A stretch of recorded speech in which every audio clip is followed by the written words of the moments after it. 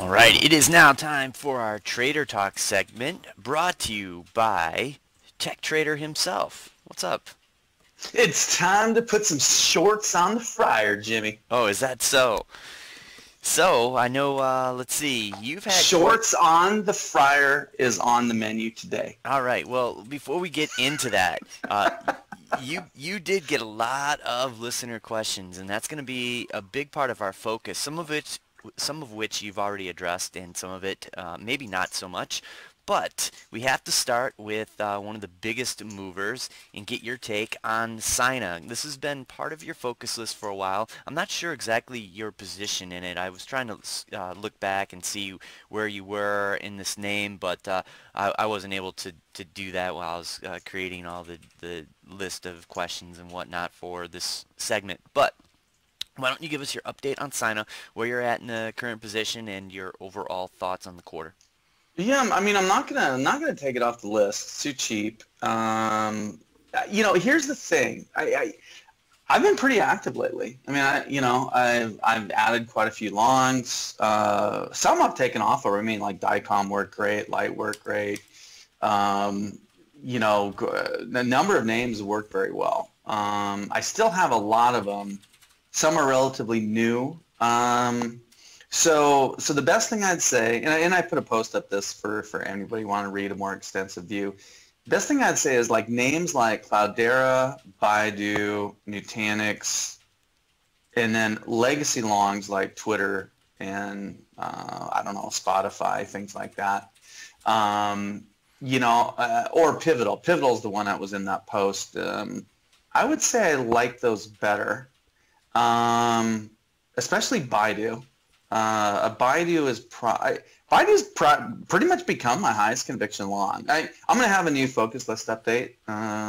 Probably not today, probably tomorrow, maybe today.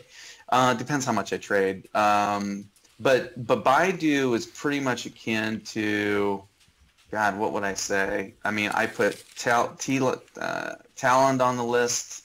It's rocketed. I've put, I don't know, again, I've taken 11 names out of 20 off the focus list because they all doubled or more, or went up 50 to 200%. Most of them doubled or more. So I would say Baidu has the greatest probability of kind of a move like that. Even ICTP, I don't know, I still like that a lot. I have trimmed it. But I mean, that could be very explosive. So the problem I have with Sina is that if I hadn't been so active on other recent longs, for one, that I'd probably like better, to be honest. The other thing is we just had a Cloudera get decimated on a quarter that really, if you take out kind of accounting noise, it was basically an inline quarter. So while the rest of the world hates Cloudera, I actually like it more. So I definitely would favor Cloudera over Sina. And then here's the third factor, just for versus longs. Sina doesn't have a CEO. And so I mean, really, the stock shouldn't be where it is. So the stock, I mean, on numbers, Sina didn't lower. In fact, they lowered numbers less than most other semiconductor companies that reported for the quarter. I mean, the numbers aren't bad at all. On pure numbers, I don't even know if Sina would have been down that much, maybe a couple bucks. But, the CFO left not that long ago, and now the CEO left. So everybody's kind of freaking out about that. And we'll see. We'll see if that is a reason to freak out. But the numbers are very stable. This is a very stable thought. I think people are leaving because they weren't able to execute on something that they tried to get done, or maybe they're getting pressure. Or maybe the shareholder base is there. Maybe there's some activists making lie. I honestly don't know much if there's a heavy activist contingent on name. But suffice to say, I mean, I'm not going to sell it. There's no way I'm going to sell it here. I also don't either, unless I found a name that is vastly superior, sort of in that space. I don't think I'm going to remove it out of the focus list because I already have Amba in the focus list. I have Cirrus. I have plenty of, I have MTSI. So I have other chip exposure. Oh, and I have Qualcomm, of course. So I don't really need, I need another chip name unless If in fact, if I were to replace sign, I'd probably replace it with something other than the chip name. I don't know what yet though. I don't know. Maybe Dicom. To be honest, I mean, I still think Dicom's incredibly favorable. But yeah, like I said, these are things I don't worry about. You know, I don't have you know, 3 or 4 or 5 positions don't represent my portfolio. So I don't have any one position that is going to cause me a tremendous amount of angst. You know, I'm not saying I love the fact that, you know, my cost basis is in the mid 40s and now the stock is back to 35. It doesn't thrill me, but at the same time, I'm not one of these guys who trades emotionally. You know, I tend to look at things very, very rationally with cold hard calculating kind of mindset. And at 34, it's cheaper than it was at 43. The numbers did not materially decrease at all. Relative to the rest of the semiconductor space, numbers actually were in line. They actually lowered numbers less than most other semis. So the numbers are basically fine. We're just kind of waiting for an upside catalyst. Here's my suspicion. My suspicion why the part of the executive team left is I think they probably either should have done a buyout or taken a buyout, or were asking for too high of a buyout price or something. And I think that probably caused angst. And so my guess, you know, people always say, well, they resigned or whatever. They, you know, they probably were told to resign. So my guess is the CFO and the CEO probably got canned because maybe the deal with Dialogue should have gotten done, or maybe a deal with somebody else should have got done. They didn't get the deal done. They were too greedy. They asked for too high a price. By the way, I tend to agree with them. You know, my view is if you're going to sell the company in the low to mid 50s, I think you're very much undervaluing the name. But we'll see what happens, like I say. So, you know, there's other longs I like better. And then just to wrap it up, hey, people can criticize me in this. I mean, I haven't done many shorts. I covered shorts on December 24th and December 26th. I don't know who else covered better than that. I also have been pretty stingy on not putting many shorts on, even as hedges. So I think to cover late December and wait till now, after stocks are up 85, 100, maybe even more than 100%, I don't know. I think that's timing shorts pretty good. Hey, people don't have to. My job isn't to do what people like. My job isn't to post things that are popular. My job is to post, you know, and I don't recommend. I tell people what I'm doing. My job is to do things that make me money. You can agree with that or disagree with that. But when I see a MDB that was arguably not that cheap at 70, in fact, it wasn't cheap at 70, had very good reasons for the stock to drop from 90 to 70. By the way, I didn't short any at 70. I didn't say to short it at 70. But to wait until the stock's 136 and then post a short, I don't really think that's that bad of an idea. If somebody wants to think that's a bad idea, hey, feel free. But I think that's pretty well timed. I think you know, again, I don't need all my shorts to work, but I'd rather be shorting MDB here than 90. You know, now theoretically, if you short 90 and you're super quick, you got like a multi-day cover of 70. But I don't know. I think this is pretty well timed. So criticize me on that all you want. But hey, I'm going to short names, and I'm not going to short a Sina after it's dropped. I mean, some people think Sina is a short. I'm going to short stuff that is unpopular. I'm going to short stuff that the rest of the world is buying. I'm going to short stuff that nobody wants to sell because guess what? I think they work better. And history proves pretty well. So and as for analysis, I posted a bunch of analysis. These stocks are all, you know, 20, 25, 30 times sales. That, you know, put it this way, these are not at 99 valuations yet, but they're the highest valuations we've seen since 99. By the way, you can pull up the charts of the similar group. There were different names then, but this was Splunk, Workday, now Palo Alto Networks, FireEye. FireEye never has recovered. FireEye and a few other really hot software companies of their era. These were the new crop of hot cloud IPOs in the spring of 2014. At a minimum, I think we're set up for another spring of 2014 type move in the expensive software space. And those stocks at the time weren't even close to the ratios we have now. But guess what? They were the most expensive software ratios we had seen since 1999 up to that point. So stocks have gotten a lot more expensive since the spring of 2014 highs. But we had a pretty big pullback. There was a pretty, I can't remember the exact numbers, but, I want to say that group of hot stocks had declines of sort of 28 to 40%, if I remember right. I mean, again, we just saw FANG decline 41% as a group of 6 stocks. And that didn't make those stocks cheap. It just sort of pricked the bubble of last year's bubble. So yeah, I think we're in a mania phase for cloud software. The only question is, are we in inning 8 or 9? Or are we going to go extra innings? Or are we in more like mid? We're definitely not inning 1 of the mania. I think the mania has been going on for a while. So, we're mid to late innings. Do we go extra innings? Hey, we don't know. Nobody knows. But anyway, so when I line up all those shorts too, and I've only done a couple, I might do more. So I think I'd rather short MDB than buy more Sina. So that was a long-winded way of saying, as much as I like Sina, there's just other things I'm favoring at the moment. And 2 weeks from now, things might be a lot different. All right, let me ask you a question about portfolio construction. How do you manage positions with large drawdowns like Sina? For example, if you had a $100,000 portfolio, how would you allocate these positions? How many positions? What would be your starting size? And so that the listeners get a sense of your time horizon, how you scale into trades, the whole ball of wax of how you construct a particular portfolio.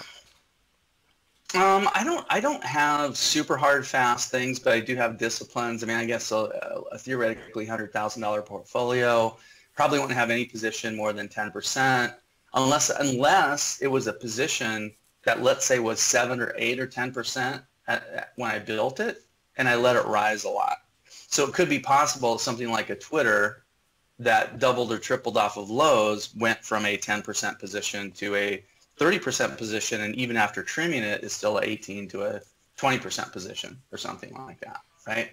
But yeah, like I wouldn't put more than 5 to 10% fresh cash any name. Again, I own more than 10 names. I'm just saying these are kind of the maximum things I would do. I don't think I'd put more than 10% in any one position. Even if I loved it. And again, that doesn't mean I can't eventually have a higher weight than that. Because, hey, if the stock goes up a ton, it's going to create a higher weight. I don't know. I like to buy. I mean, the minimum I buy is in third to quarters. I actually probably buy more now. I mean, I'll buy a stock 10 times. I'll buy a stock 15 times. Now, if I'm buying a stock 15 times, I've probably trimmed it a few times. There's probably been bounces I've probably trimmed into. So, I like to scale multiple times. I don't believe you can kind of scale, like if you put two toes in the water, or buy twice or short twice. I don't think that gives you a wide enough disparity. I work in stocks that are pretty volatile. So, what some people think is a big loss of like, I don't know. I mean, some people were saying the Cloudera is a big drop.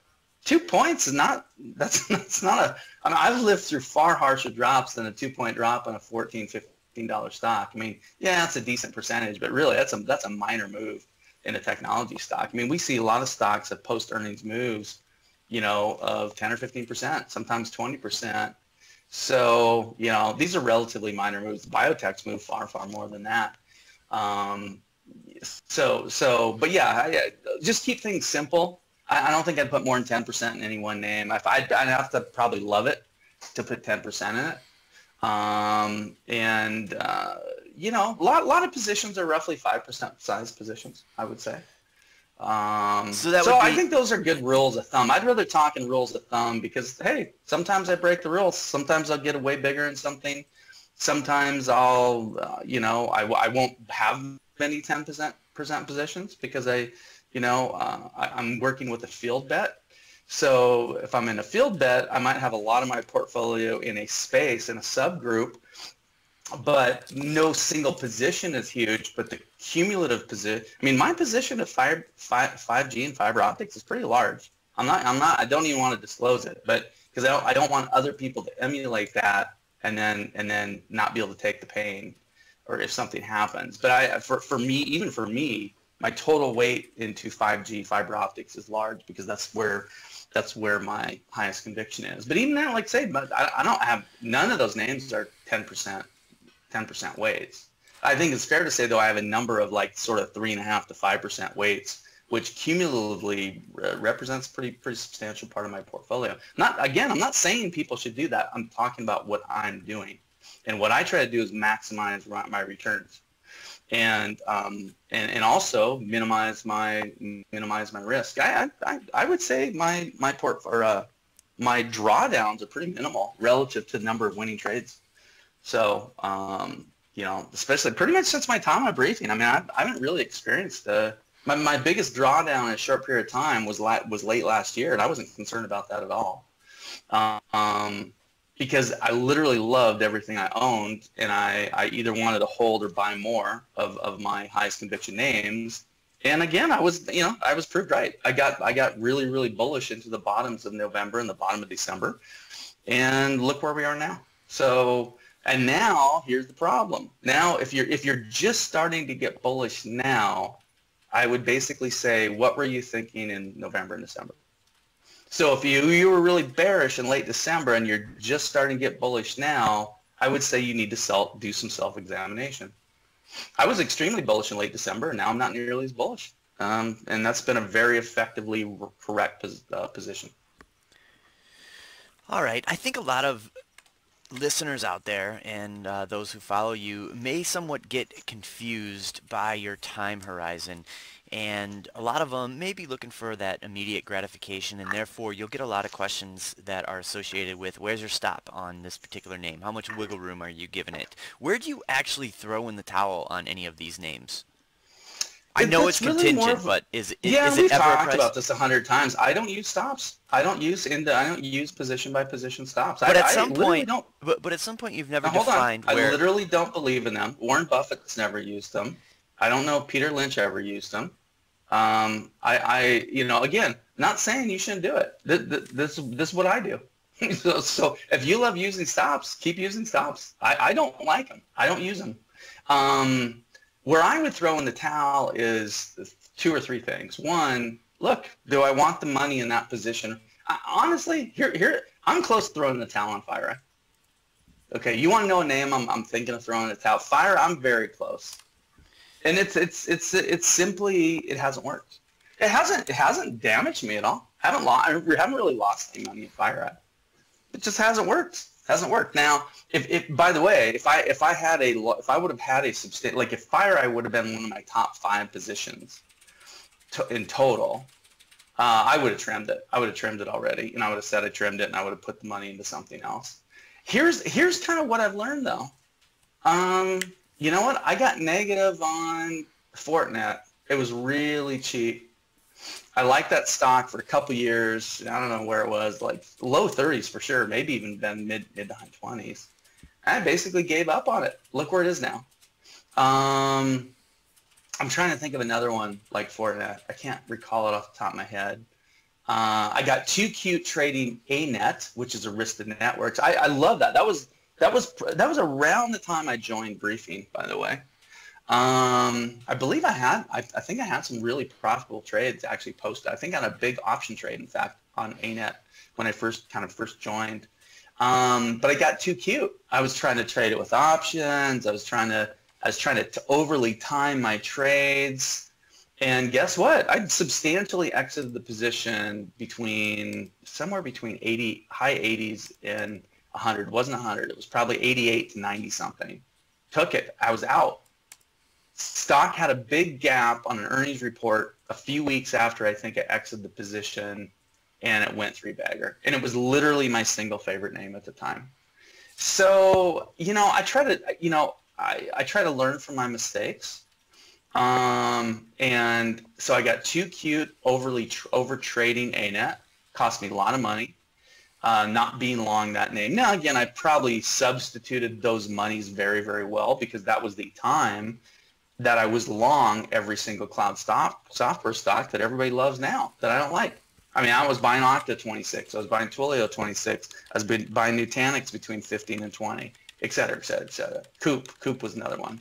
So I probably ended up making about as much money as I would have made in ANET. Here's the problem. I didn't. It was probably tougher. It probably took longer. And I had to do it in a bunch of positions which I had less total conviction in than I had in ANET. And as far as FireEye, though, I think is a way better company than Fortinet. And so, you know, do I make the same mistake? Do I throw in the towel? Do I sell FireEye at 17? Hey, I'm very confident. Most of my positions work, so I'm very confident what I move it into will create trading gains. But damn, if that thing's 30 or 40 or 60, again, I mean, Fortinet's for sure a triple from where I got out of it. So I don't need to sell it. I don't need the money. In fact, I got a lot of cash. I've had a lot of cash because I've been trimming stuff into a higher market. So, but yeah, that's the one. That's the one I'm the closest to shelling. But again, I try to learn. I try to learn from even if they weren't really mistakes. I try to learn from doing things that were maybe not as optimal. So I could have kept some Fortinet, and I wouldn't have ridden it to 85, but I certainly could have kept it to 60 because I thought it was worth 60 when it was a $30 stock, and I gave up on it. So for me, it doesn't really cost me anything just to hold some FireEye, just like it doesn't cost me anything to hold some Cyna. That's probably the best way to say it. All right, now let's get to if I needed the money desperately to buy IIVI or Acacia or Redfin or Twitter or something else, yeah, I'd scrub it. But I don't know. I've been pretty good on positioning and pretty good on portfolio management for quite a few years now. So, you know, I seem to have ample liquidity to go after the things I want to go after. So, you know, I haven't been put in desperate straits where I just got to have that FireEye money to redeploy into something else. All right. So one of the things you mentioned right off the top was that you were getting ready to short some of these names. Let's talk about something that you really, I think you shorted maybe yesterday or very recently in MongoDB. And one of the questions from the listeners was, this one has about a 18-19% short float already. Does it scare you that you're kind of going with a lot of short interest already and potential for a squeeze? No, because, well, one, I don't know if that ratio now is 100% timely and accurate. It was a much higher short ratio, you know, before and after they reported. So I don't know how much of a lag time. It's sort of like I think some of those stats might be akin to reading 13Fs that are 2 months late or something. So by the time, you know, hey, David Tepper bought blah, blah, blah. Well, that might be 2 or 3 months old information. He might have reversed the position between now and then. So first of all, I'm not 100% sure that the short info is accurate to the hour. Well, it's not. Of course it's not. I think it's lagged pretty bad. So my suspicion is that the short ratio actually is quite a bit lower. But no, this is what, I mean, look, I actually think I could have shorted this at 105, and I think the short would end up being profitable. In fact, the short might end up being highly profitable. But guess what? I wasn't shorting at 105.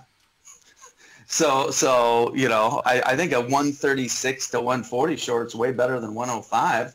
I'm not very worried about it at all. In fact, I literally look at this chart and I kind of laugh. I kind of get giddy. The giddiness comes from the excitement of the opportunity, just like I was pretty damn giddy in late December because I just felt like the long setup was literally tailor-made. It couldn't have gotten any better. I think the short setup on the clouds is roughly similar. Here's the trick. I just read the same thing. I posted this earlier today. Everybody should read this word for word. The hardest thing with shorts, especially high momentum shorts, is getting too big too quick, because you might think a price is so nutty and so ludicrous there's no way it can go higher. Guess what? It can go a lot higher. I mean, people thought in early mid 1999, people thought those prices were nutty. By the way, the people who were able to stay short to 2000, 2001, 2002, made massive money. Guess what? Almost nobody was able to withstand the pain. They shorted too much too soon. Stocks went up 30, 40, 50, 100, some cases 200%. They got blown out of their shorts. So the trick is you have to be pretty nimble. You have to be pretty good. You know, it's far easier too. I think a lot of times people shorting are looking at these things as discrete trades, and maybe they don't have a portfolio. So if you're shorting these things, what I call shorting naked. So if you're shorting naked, that means you're basically shorting, you have a lot of cash and you're putting shorts on. That's a much, much tougher short. Not saying it can't work. Some people might be really good at it. I tend not to short naked. I tend to short against the long book. So I have an out. My first out is it's a hedge, and as long as my longs do well, even if the short does miserably, it's sort of neutral. I mean, sort of worst case, I'm just sort of seeding some gains into the short, but at the same time, it allows me to stay long versus raising more cash. The other way I would look at it is, in fact, this is usually what happens to me. Usually I take a little bit of initial pain, but usually my longs end up doing better anyway. I mean, from the time I shorted Varonis, New Relic, IGV, all those names last year, for the most part, my longs did better, at least until the market rolled over and caved. But then guess what? Then my longs did way better because the shorts went down way more than my long. Now my longs went down. You know, one of my favorite expressions is it's great to have outperformance, but you can't spend negative outperformance. Meaning, if you're down 15% and the indices are down 25%, you can't spend minus 15%. You know, you need to spend positive returns. You can't spend negative returns. So, but it still is nice. It's awfully nice when, you know, you're outperforming, your longs are down less than your shorts. So that's how I view it. I don't really much worry that over time my longs will suffer far greater than my shorts. At the same time, I think most of these will work. I really do. I think, again, I wasn't shorting Mongo at 70. You know, I did try some NVIDIA shorts that didn't work, but I never got hurt that bad. I got out of them and was able to do them at higher prices. In fact, one of my best NVIDIA shorts was actually from, like, if I remember, at 135 and it went to 100. So that was way before ultimate highs, but it was a really good short. I can't even remember when that was, but I remember catching it once really nicely. So yeah, I don't know how many of these I'm going to do. I literally looked right now. I have 21 names that I think are really good shorts. I'm not going to go over them all, and I probably won't even post them all because I don't want people getting too excited on this and you know, going 90% net short into a market that I actually do believe is going higher, at least long term. I don't know if it's going higher near term. But anyway, I have 21 shorts I love. By the way, I trimmed like 15 names out of that list. So I don't know how many of those are going to do, but I think the ones I'm going to do, I think will probably work pretty well. And if they're disasters, okay, well, what does that mean Cloudera goes back to? You know, what does that mean Baidu ends up going to? What does it mean that Redfin goes to, and on and on and on. So I don't know. I'm just not that worried about, you know, putting shorts on, especially, again, these things are 25 to 30 times sales. Cisco was, I think Cisco peaked at 45 to 50 times sales, something like that. I have to go back and look. I have that number somewhere. Cisco was a high grower. They were still a high grower in 1999. They had not become a 5 to 10% grower. They were 40, 50% plus grower back then.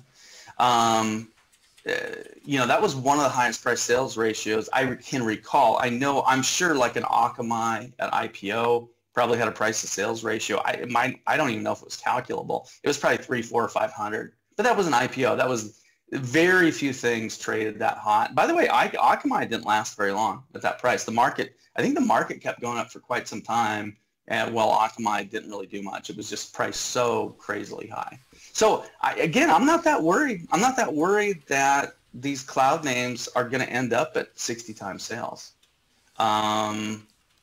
if they are, man, I don't even know where some of my stocks are going to be. And I can guarantee if they end up at 60 times sales, I'll have funds to short them there. All right, so at any given time, what do you target your net exposure to be? So you'll have a portfolio of longs and shorts, and I guess on average is what I'm asking, your overall net exposure.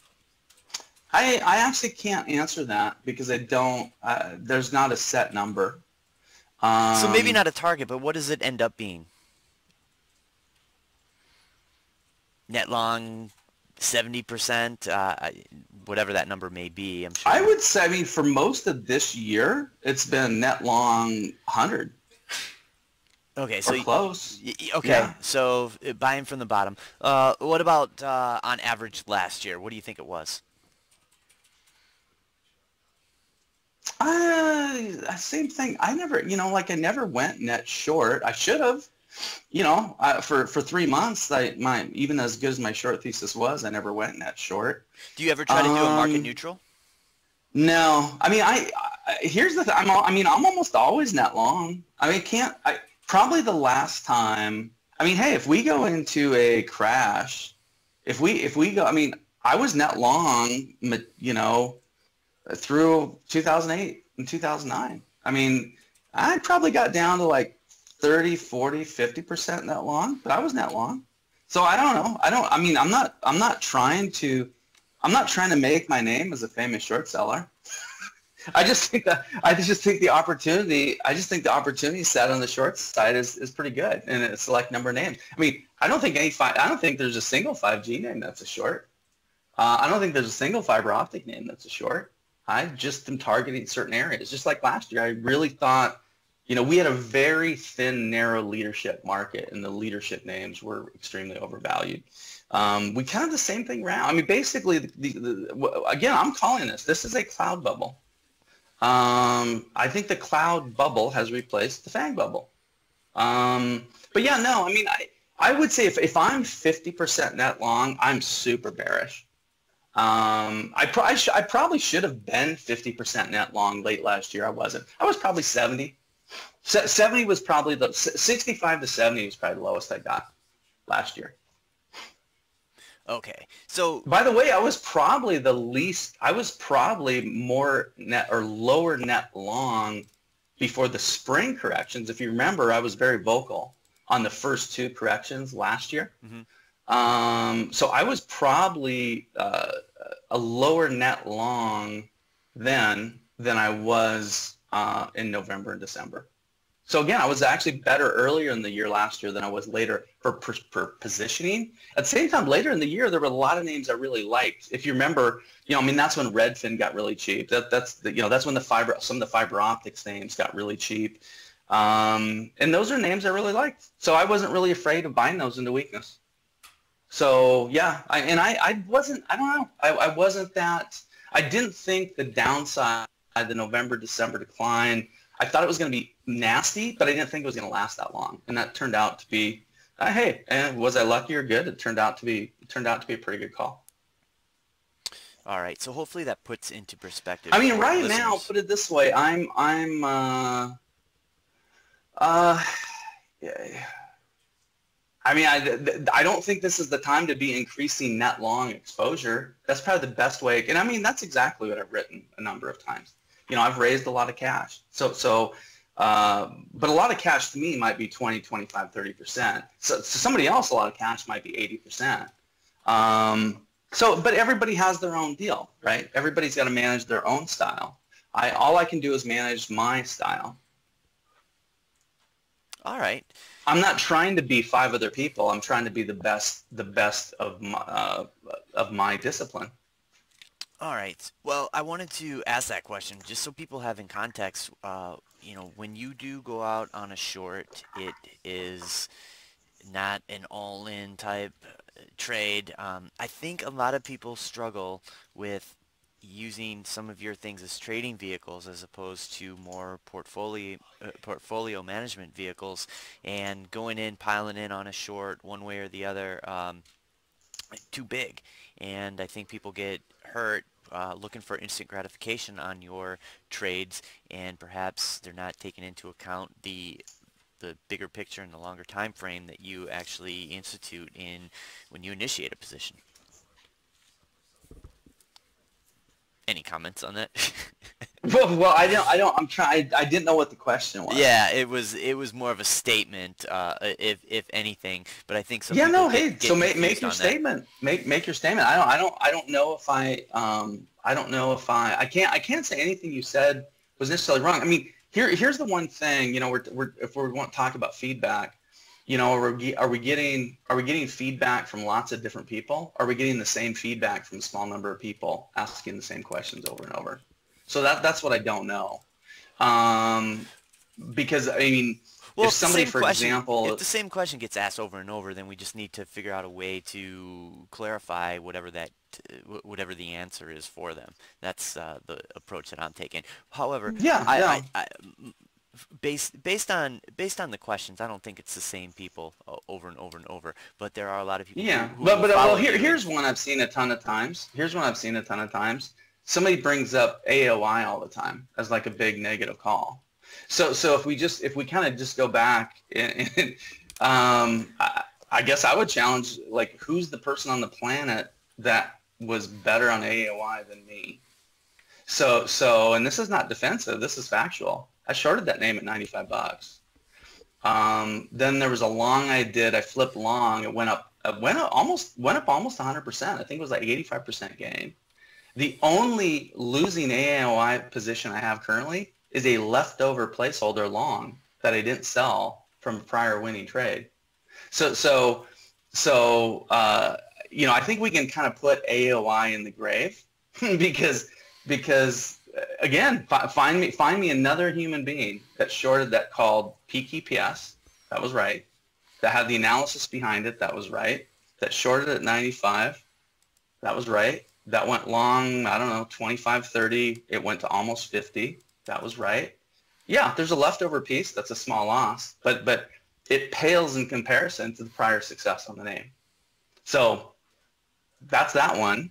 I'm trying to think. I'm trying to think of another one I see a lot, or that again, that name is brought up a lot. And hey, if we're going to bring that name up as a negative, and we never mention the fact that I've removed 11, it's going to be 12 names, by the way. I'm going to remove Okta, which is a hugely successful focus list name, and replace it with Baidu. And so it'll be 12 out of 20 names I've removed due to price appreciation. The price appreciation's been usually 100% or so, and sometimes more. I think the worst names I've removed off the focus list have been 50 to 75%. So I'm just saying, let's keep things in perspective. If we're gonna harp on the one or two names that are negative and never mention that I've removed 12 out of 20 names for roughly doubling or tripling off the focus list, that's not really a fair representation of what we're talking about on the air. Because what it sounds like is we're hey, I'm having to defend that I'm wrong a lot. And so, and the fact of the matter is, I think the trading record's pretty darn good. I'm going to keep putting stuff up because my success rate's very high, and I'm having to. I mean, put it this way: if this has been an unbelievably good start to the year, just like last year. So I'm completely thrilled with how this is going. I think I'm going to be way more thrilled if some of these shorts start working and 5G and fiber optic names keep working.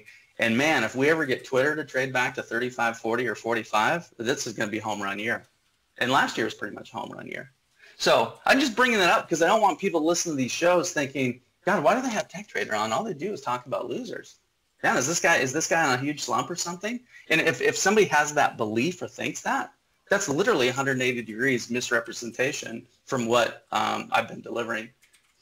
Well, then you're also looking at just a brief moment in time, because I've definitely been probably one of your biggest fans, touting your names as well.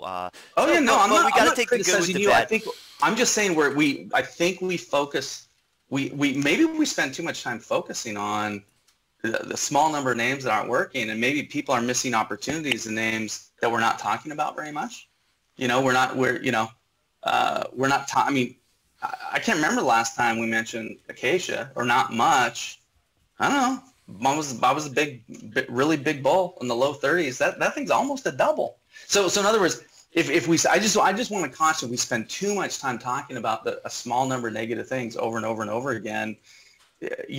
Are people missing great ideas on things that hey, even though I like to buy stuff as it's going down and when it's getting beaten up and as it's cheaper, I've also bought Acacia a lot higher than Lowe's. So I will do momentum trades. They're my momentum trades. They're things, they're durable theses that I like. I mean, I'm buying 5G and I'm buying fiber optic names on dips. I mean, that light trade, 4180, that was gorgeous. So I just don't, and I'm not saying we're focusing too much on this, but I don't want it to be such a deal or such an emphasis that, that people are literally missing the bulk of what's really happening behind the scenes. That's all I'm saying. All right, so you led off with wanting to talk about some of these shorts that you had on the menu. We already talked about MDB. What are some of the other ones? I mean, I'm looking, again, I got 21. I guess my favorite list is probably 15. Give me top here 5. Would basically, yeah, well, here would be the most unpopular ideas. So therefore, they might be the most timely. I would say Okta would be very unpopular. Goldman Sachs just upgraded that. OKTA, right? Yeah, OKTA. Again, I'm going to remove it from my focus list. It was added, I think, at 26. Team. I don't know if there's many people though that spend much time talking about Team. Smart Sheet reports this afternoon. I'm very tempted to be short some into the print, but I'm not going to. What's that ticker? I'm going to. SMAR. Other names that are, again, have long-term. Again, I was one of the first guys harping on how bullish I was on Twilio. I could say I messed up, but again, it's hard to make a lot of money on something and say that's a huge mistake. I definitely could have ridden it to higher prices. The great reader questions, which I responded to earlier, again, somebody said they were short Twilio. Damon has been shorting Twilio. I don't know if he's caught any super good, but I think he's on it. My guess is he's probably gonna keep shorting it till he hits it good. I think Twilio is probably going to be a super unpopular short recommendation, by the way. I mean, sometimes that's when these things work the best. It's sort of like, when do stocks bottom out? They bottom out when there's like, look, nobody believes they can go up. Now I'm not talking about a seriously financially distressed company that has problems that's going to stay down forever. I'm talking about a sentiment low, right? A good company that's a very viable company long term. I'm talking about stock that gets completely demolished, right? So when everybody views like everybody in the world selling, there's no buyers, that's usually your point of maximum opportunity or close. I'd say the short's the same, just the opposite. I mean, it feels like all that anybody is doing is buying these cloud names. Doesn't feel like there's any sellers. Doesn't feel like there's anybody. It feels like shorts are being forced to cover, not short more, right? I don't see much. There was some interesting option activity last Friday on a few of these names. But for the most part, it looks like the option sentiment that I look at is more bullish than bearish. The other one I'm looking at, again, not sure I'll do it, is TTD. That's been a very popular name. But again, the ones I would say are probably what people would probably think are the hardest shorts. Like, oh God, why would you short that? Would be like ServiceNow, Twilio, maybe Smartsheet, maybe Shopify, things like that. Things like these things have been juggernauts. They've been Teflon traders. And by the way, most of these companies are very good at what they do and have earned a lot of the price rise. Again, Coop was another long. I like Coop, $30 stock. That's one we almost never talk about. That was a great name for me. I'm pretty sure Coop was a focus list stock that I removed due to price appreciation. I like that name and I like their long-term runway. So that might be a harder short, but even right here, that looks like a pretty good potential short. It just, so here's some numbers I put together. Okay. MDB, we talked about the fact it's 33 times. Well, it was 33 times sales 3 days ago. I think it's like 4 points higher now. So it's even a little higher. But this is 85% above the 200-day. Okay. So you have fundamental extension. You have technical extension. ZS, 60%. That would be the other one. ZS, 60% above the 200-day. Smartsheet, 85% above the 200-day. Twilio, 53% above the 200-day. I do have Coop here. Coop's 35% above the 200-day. By the way, like things like Coop, Now, Team, they're all almost the same. This is also kind of eerie. They're all like 28 to 35% above the 200-day. The reason they're not 85% is the 200-day has had a long time to catch up. You know, the stocks have been trading longer. MDB and ZS are newer companies. Mm-hmm. So the 200-day is a relatively young 200-day. Hasn't had nearly as much time to catch up. Mm-hmm. But one of the things, I'm not big on 200 days, by the way, but I use them, and this is how I use them. When I see things trading 25 to 30% or more below 200-day moving average, if they're not already on my radar as potential longs, they become more on my radar. At the same time, if I see stocks that are 25, 30, 35% above the 200-day, and they're already kind of thinking about shorting, they start rising in my interest of shorting them. Again, Smartsheet, MDB, very interesting. Both 30-time sales, both 85% above the 200-day. Very interesting. So these are things I look at. These are the things I think of in the dark of the night. I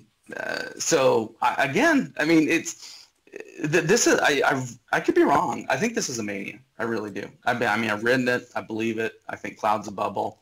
That doesn't mean the stocks can't go higher. That's the trick. The trick is you have to stay alive until the turn. If you go in too big, too fast, too hard, and it's inning 4, there's a lot of runway until inning 9 because the bubble ain't gonna pop until inning 9 or beyond. All right, so I just want to talk about SMAR because that was one of the ones that you said you are looking at as a potential short, and I know they report tonight actually. So would you short this one into the print? Nah, probably not going to. And by the way, I wasn't short MDB into the print either. I mean, a better short setup is that they have a great print, and the print gets bought, and so they gap. So they gap and go. To me, it's a better short than trying to be a hero short. By the way, there have been quite a few names that didn't really go up on their print. I mean, you know, Splunk, Workday. We talked about these a couple weeks ago. A lot of cloud names, even as great as the numbers were, I think Okta went lower post-print, even though the number was awesome. So there have been quite a few names that did not gap and go after they print. Some of them didn't even really gap. Most of them gapped and dropped. Some of them, though, were down the next day. So they were up after hours, but they were down the next day. Again, you got to look at each one of these is kind of an individual story. But see, that's the other thing I'm looking at too. You know, Workday, Splunk. God, there's one I'm missing. One of the old guard. You know, they're not exactly setting the world on fire. And by the way, I still think those are two names I probably won't short. Those were former top names. Those are former focus list names. There's still two of the best companies in the world in their respective spaces. They're still taking lots of market share. However, you know what? I'm not buying them now. So, I mean, I almost wonder if I should look at shorting those, but I tend not to.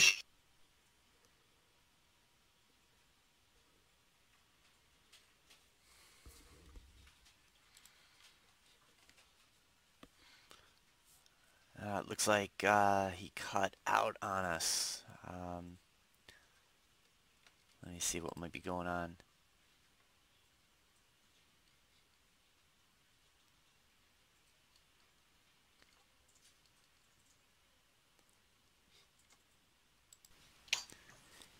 Hey, Tech T, what'd I say to make you hang up on me? Oh, I didn't realize we even got cut off. I was talking about Splunk and Workday. Right, and that's exactly where you got left off when you're talking about Well, Splunk I don't like shorting stocks that were former longs or companies I really believe in long term. And again, I could do it, but, you know, It's kind of like, I'm not, I don't know, what's my favorite, sports team or sports athlete? I'm probably not going to bet against them. I think that's kind of like negative karma.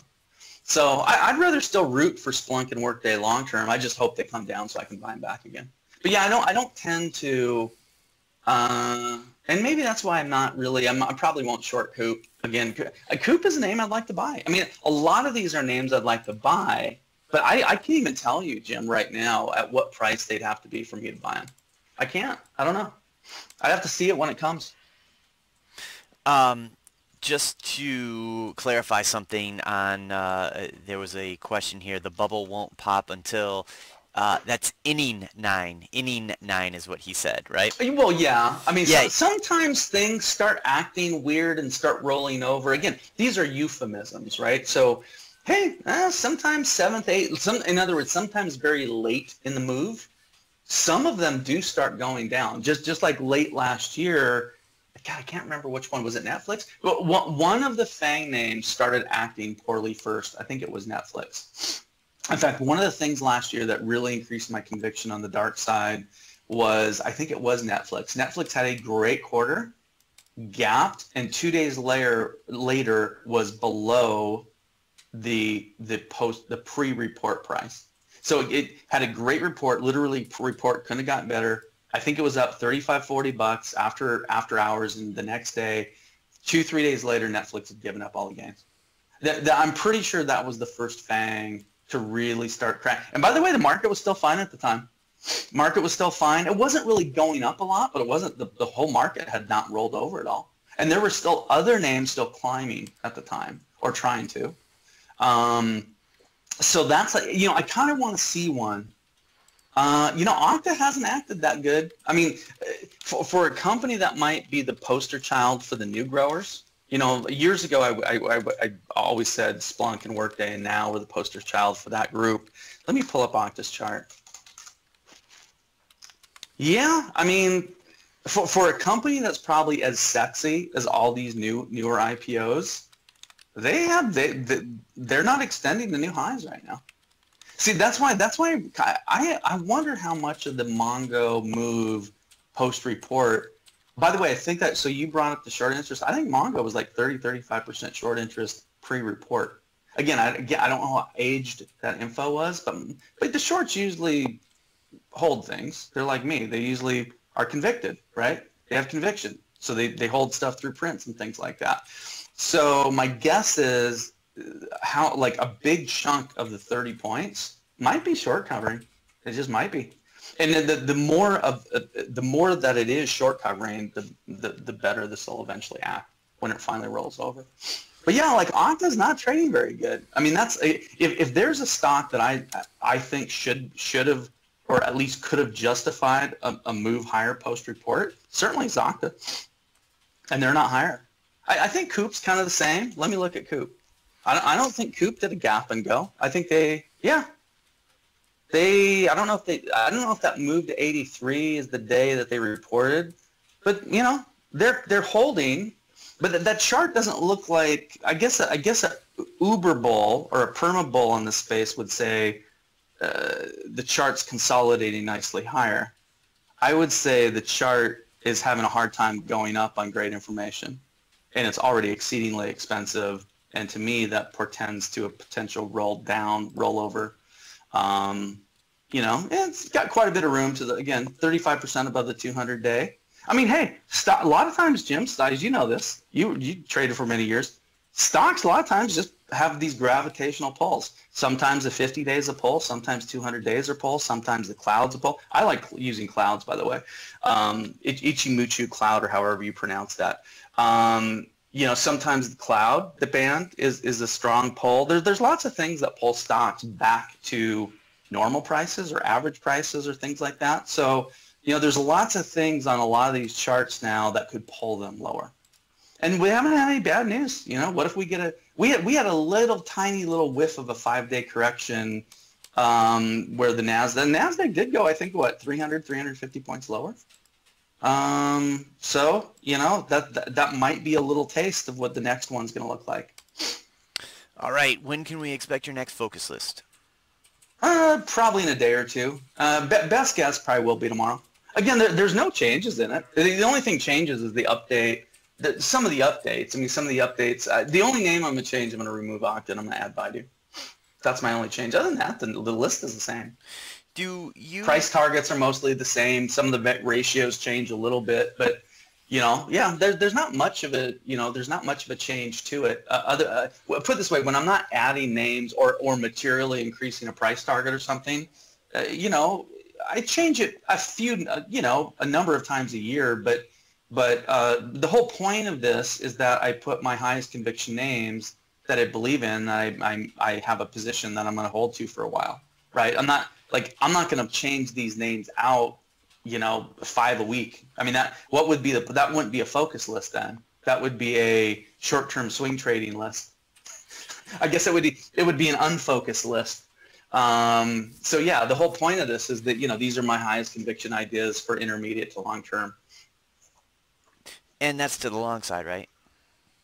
Yeah, I mean, I do have one short on it, or one short suggestion, which is IGV.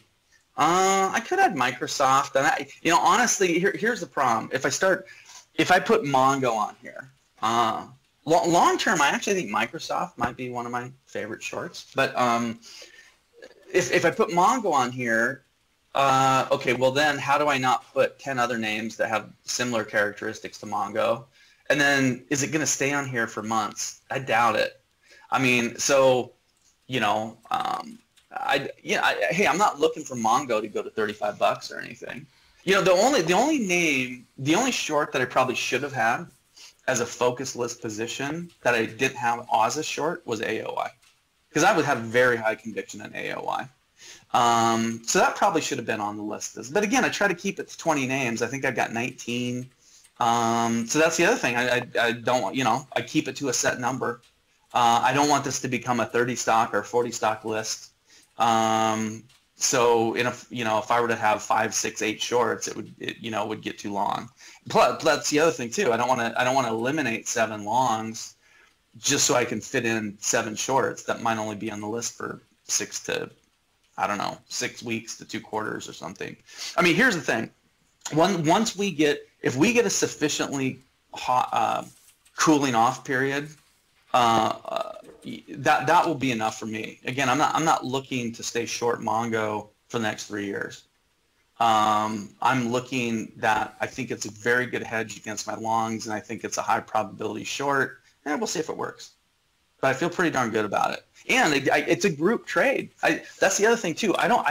If somebody out there likes Twilio better, stick with it. If somebody else out there likes V better stick. I think it's a group trade. In other words, here's the one thing I will say. Forget about the innings.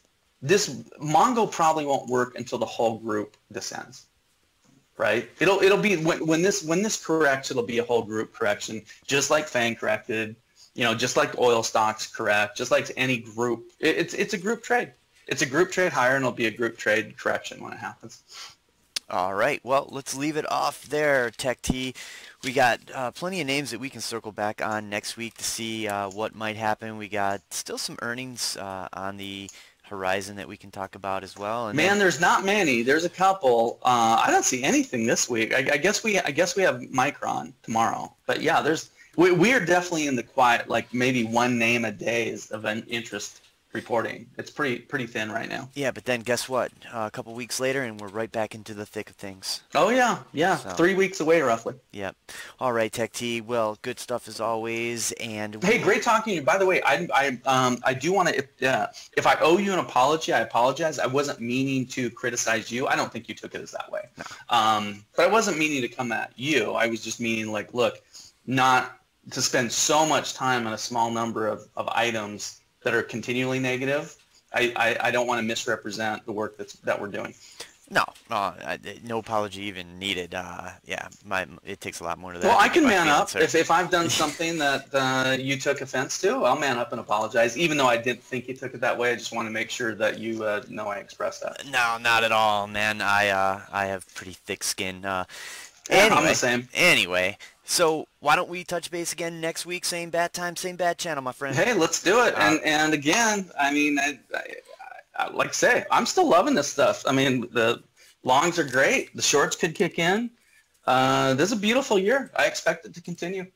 All right. Well, we shall check it out again next week. We'll talk then. Hey, take care. Bye. You too.